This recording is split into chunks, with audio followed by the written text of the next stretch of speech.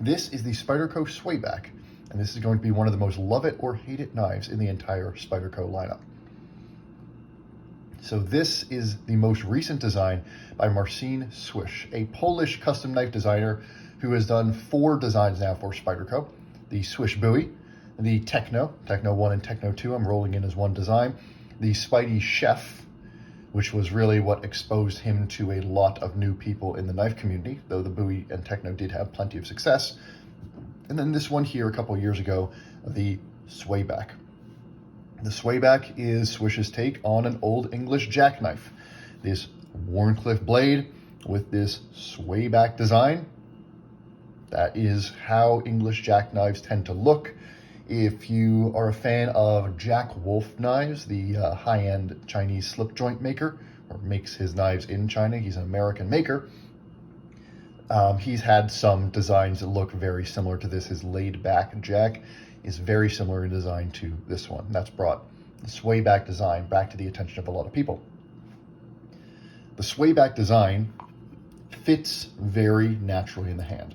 This bottom, it's a neutral handle, but it does have that curve upward toward the back. And the back of your palm hits this little sway here very naturally. Your fingers curl very naturally. And this butt here keeps the knife super secure in the hand. It's one of the inherent qualities of the Swayback design. It feels really secure. You combine this little kick here and it just feels great in the hand. As with a lot of Swish's designs, you've got contouring there. Actually, I guess you don't see that. You see that in the Swish Buoy, not so much in the Techno or the Spidey Chef, but you've got contoured titanium scales on this one. And there is some pretty aggressive contouring on that titanium. And this is a frame lock, like all of Swish's designs with Spyderco, and like most of his customs, this is a titanium frame lock, and the price reflects it. Retail, this is made in Taichung, Taiwan, CTS XHP, which is what most of Swish's designs, at least in their original form, were, and the price reflects a Taichung-made titanium frame lock. Retail, you know, these are over $300 retail, though the fact is, a lot of times you can get them in the 200s retail, and the secondary market on these are significantly below retail. One just sold the other day at the time I'm recording this for, I think, $160 brand new over on Blade Forums. So you can get these below $200 on the secondary market. Unlike a lot of Swish's designs, this one goes for far below retail on the secondary market quite commonly. Unlike the Swish Buoy or the Techno or the Spidey Chef, all of which a brand new secondary market will go pretty much the same price as retail. So, why is this such a love it or hate it knife? 3.5 inch blade, a little over 4 ounce, actually a little under 4 ounces of weight, 138 thousandths blade stock. Really thin blade in terms of not tall. You know, compare this, pull out my usual PM2 comparison, you can see this is a much thinner knife, much less tall. And when you fold it up in the pocket, it is much thinner. You know, this fits entirely within the handle of the PM2 because that blade sticks out so much less from the handle profile. And so this really is like carrying a nicely contoured titanium pack of gum in your pocket. It's a little longer, it's a little bigger than that pack of gum, it's certainly heavier, but this takes up very little space in the pocket. That's the benefit of not having much blade height. And the secret here is that this is a hollow grind. It's a bit hard to see here to catch in the camera, but this is very close to a full hollow grind. You've got a very small flat here, and this whole thing hollows down to, and you see when I look toward the tip, a very fine tip. And, you know, it's pretty much a parallel hollow grind with the edge the whole way because it's got that Wharncliffe design. This might be the single thinnest behind the edge knife in the entire Spyderco catalog. And there have been some data pulls over on Spyderco's forum that seem to support that. You know, most Spydercos, your PM2, things like that, tend to be in the 20 to 25 thousandths behind the edge range, which is solid for a production knife. You know, Spydercos tend to be a little bit better than a lot of production knives in that regard. This, some folks have found this, 15 thousandths behind the edge, something like that. Certainly south of 20 thousandths behind the edge. And what does that mean? That means this is an extraordinarily slicey knife. You might not think, given how squat that blade is, and there's less space for the blade to drop down to the edge, that it would be, but this thing cuts like crazy. And you combine that with what the Wharncliffe design of the blade naturally gives you, which is it gives you a lot of control over that point, whether you're doing those drag cuts or whether you're, passing into material. This thing is an absolute dream to cut with. I have used this gardening, I've used it opening packages, breaking down boxes, things like that. Every single time I have used this to cut stuff, it has been a dream. The neutral ergonomics of the handle with the contouring, for the lighter use task you would use this for. You're not going to use this to cut down a tree. You're not going to use this for anything hard. It's still only 138 thousandths, and it's not designed for that. Under those lighter use tasks, this handle is fantastic. And the Swayback design is easy in the hand. You can climb up, get your finger right behind that little kick there, and pinch the blade, get tons of control over that edge, whether you're dragging it down, whether you're cutting into things. It's just, you can grip it, do pull cuts like this if you want to. It's just a really nice, natural design. The blade steel supports that. Blade steel's on this side. So your CTS XHP. XHP is a middle-of-the-road steel. If you look at Laren Thomas's Knife Steel Nerds data, it is pretty much middle of the road across the board in toughness, in edge retention, in corrosion resistance. It is a really popular steel among custom knife makers, or at least has been for many years. It seems to have dropped off a little bit in that space. It's a little bit of an older steel, but it works great here. It is tough enough that you can beat on this knife a little bit. It is corrosion resistant enough that you're not going to have to worry about it rusting. And it holds its edge, maybe not as well as some of those super steels. It's not going to hold your edge like S90V, and it's arguably, people get different experiences. Some folks say it's not going to hold your edge even as long as your S35VN or S30V. My experience has been this has held its edge just fine. A lot of that stuff becomes heat treat dependent anyway. But one of the things that XHP does allow them to do is put this beautiful, slightly mirrored stone wash on the blade, which is just really pretty, naturally knocks down this spidey hole, knocks down this edge here, and just softens the whole blade so that it just shines.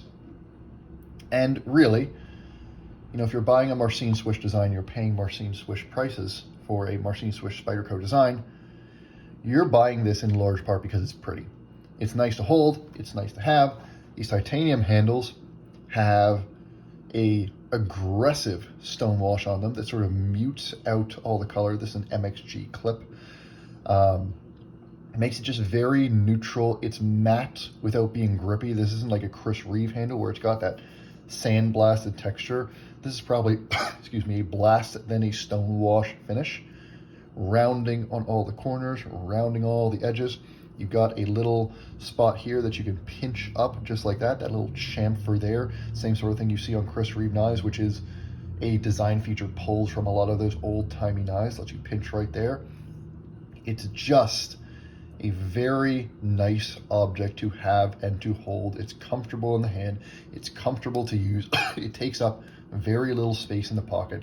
It's a little heavy because there's no internal milling on this titanium. These are just two slabs. Swish doesn't seem to do that in his designs, but it's nice. It's a nice object.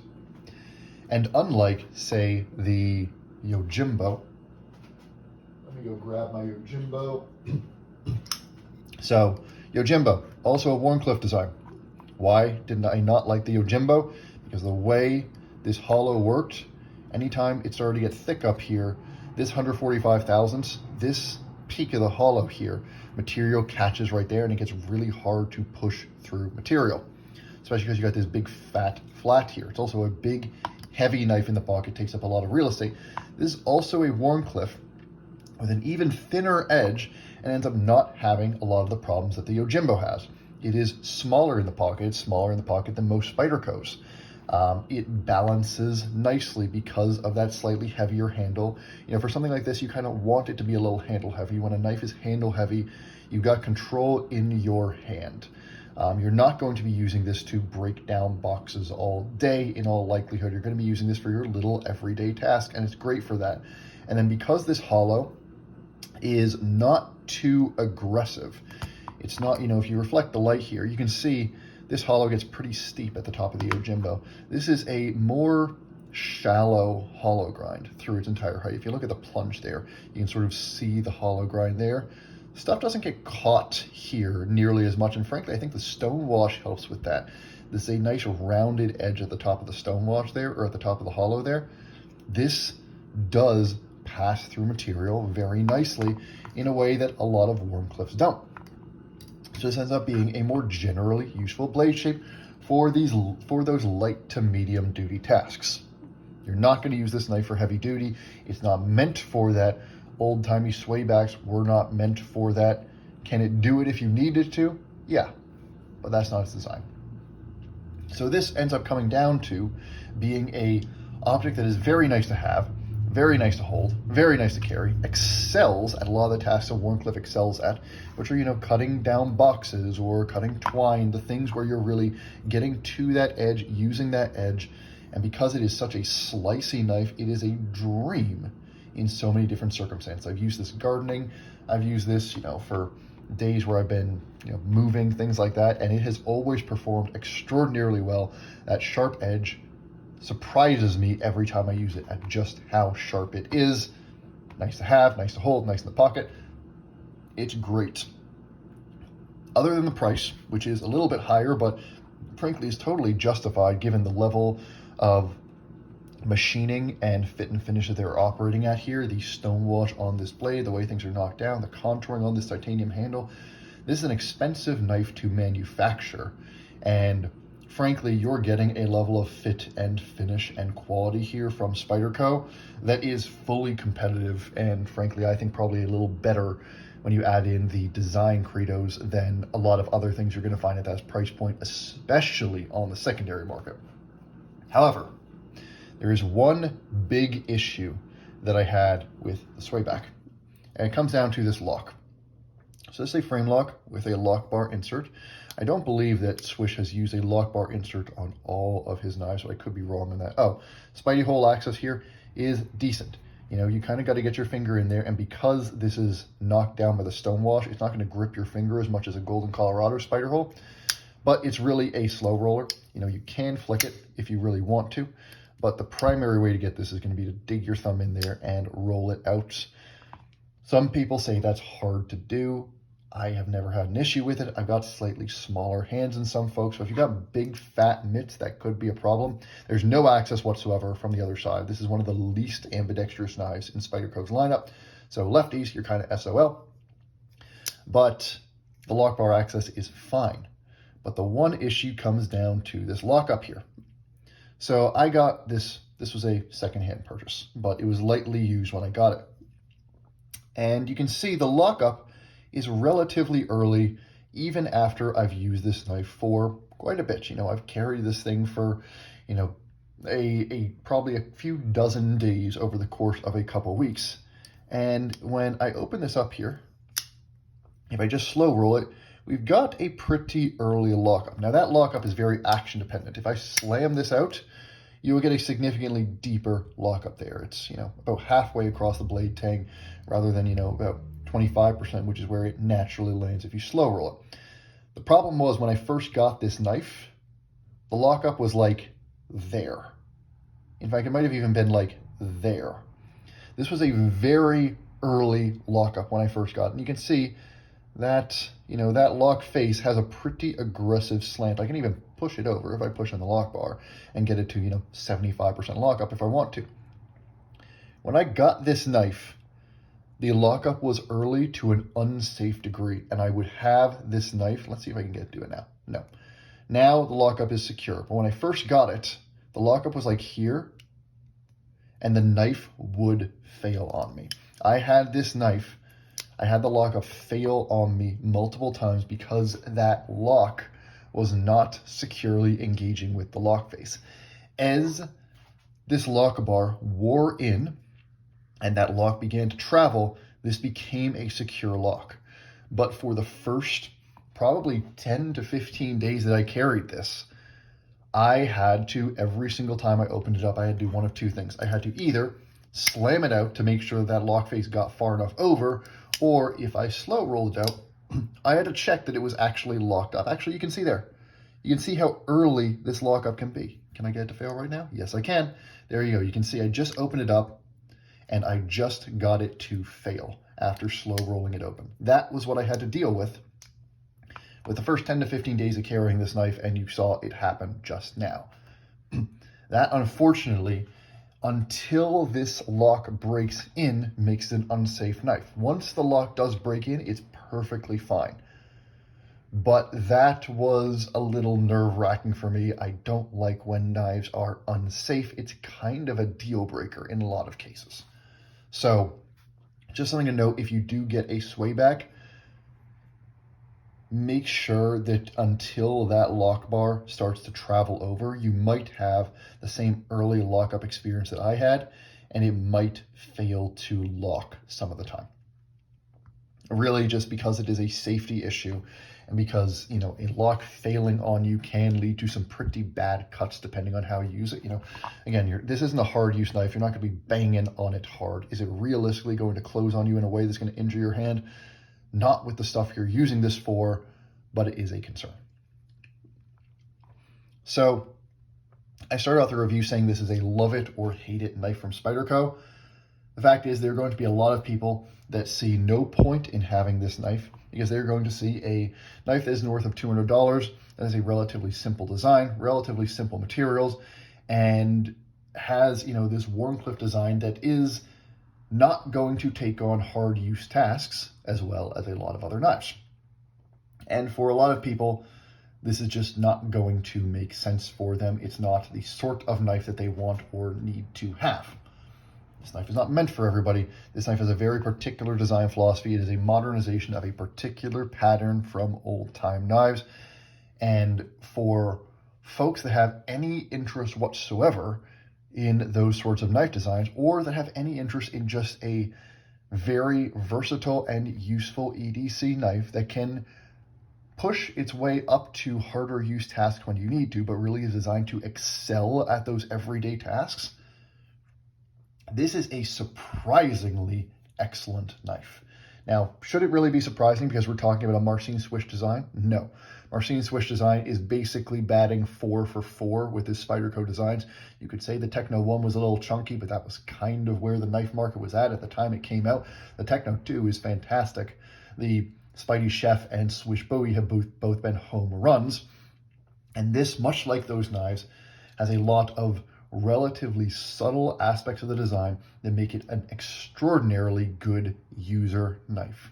And every single time I pulled out this knife for tasks around the house, around the garden, or just general EDC tasks, I was impressed by how well this knife performed, and I was happy to have it and to be carrying it. And so if you have any interest whatsoever in this design, this is a very recommendable knife. And I've seen this on forums as well. Most people who buy the Swayback, who this, you know, even sparks an interest in them, end up liking it much more than they expected it to. And the fact is, between the lock bar and between this easy to sharpen, easy to maintain steel and this wonderful finish on the handles, this is truly a knife that is just going to get better with time. And so that's my conclusion. There are some people that are going to hate the design and some people for whom this knife just makes no sense. And that's fine. But for people who are even curious about it, who think that, you know, who are curious in old-timey patterns, or who would like to see whether the Swayback design works nicely in their hand, or really just want a good EDC utilitarian Wharncliffe design, especially given the prices these fetch on the secondary, which tend to be south of $200, I recommend you give the Swish Swayback a shot, and I think you will probably be impressed by it as well. Hope that was useful. Hope I didn't waste your time, and I will see you again soon.